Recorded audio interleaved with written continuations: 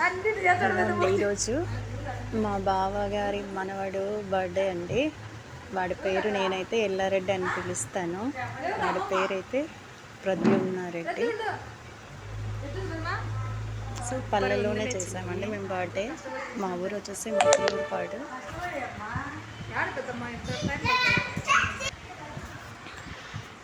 మొత్తం మీద బర్త్డేకి ఇలా డెకరేట్ చేశారండి మా పిల్లలు. వాడిది సెకండ్ బర్త్డే. ఈవిడేమో మా చిన్నత్త గారు. చెప్పండి. ఆవిడెప్పుడు యాక్టివ్గానే ఉంటారండి. అదే ఈవిడే మాకు మూల స్తంభం. అంటే అత్తలందరూ కోడళ్ళకి ఆదర్శమే కదా, అలా చెప్తున్నాను. పాట పెడతాలే దీనికి, మాటల కంటే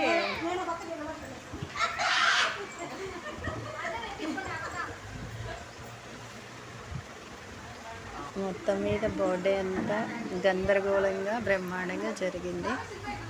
ఈవిడేమో వాళ్ళ నానమ్మ, ఎల్లారెడ్డి వాళ్ళ నానమ్మ గారు. ఈవిడ వాళ్ళ పెద్దమ్మ గారు.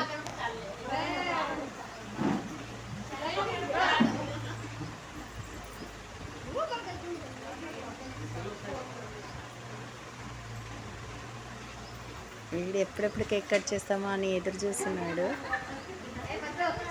వాడేంది సంపెట్టేటట్టున్నాడు.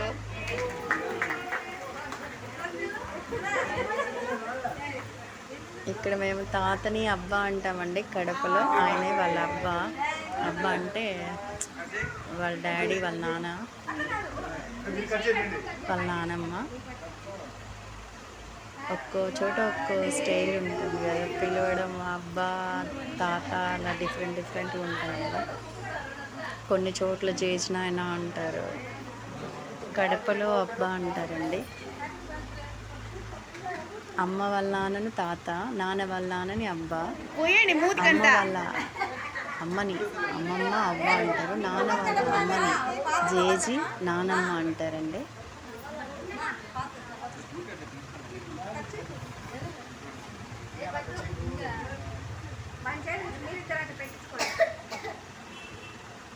వాడు ఉండడమే ఆడికి చాలా గొప్ప అండి. పిల్లలు విసుక్కుంటారు కదా, అయినా పర్లేదు, ఆ మాత్రం ఉన్నాడంటే. అయితే అల్లరి ఎక్కువ చేస్తాడు.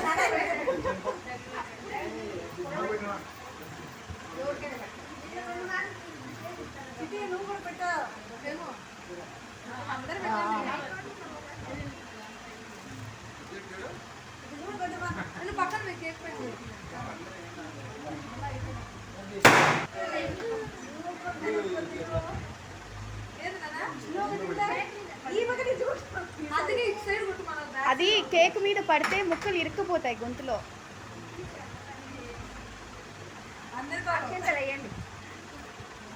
ఇంకోటి కొట్టని ఇంకోటి.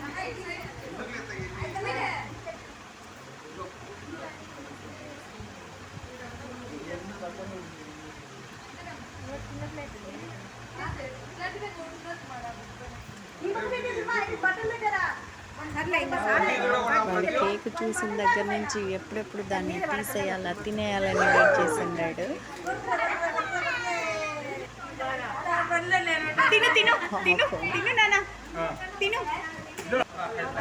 చూసిన దగ్గర నుంచి ఐస్ క్రీమ్ తినేస్తున్నాడు. కేక్ కూల్గా ఉంది కదా.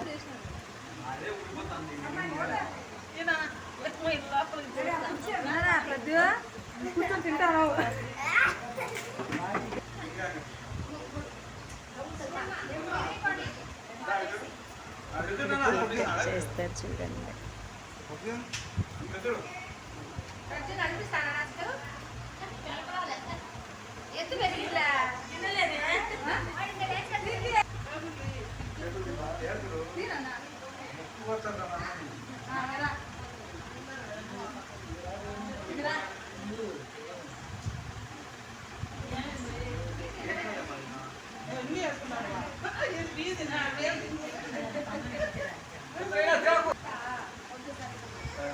మా చిన్నత్తయ్య చిన్నమామ వాళ్ళు వాడిని బ్లెస్ చేస్తున్నారు.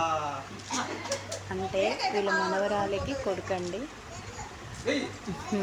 పడతాడు.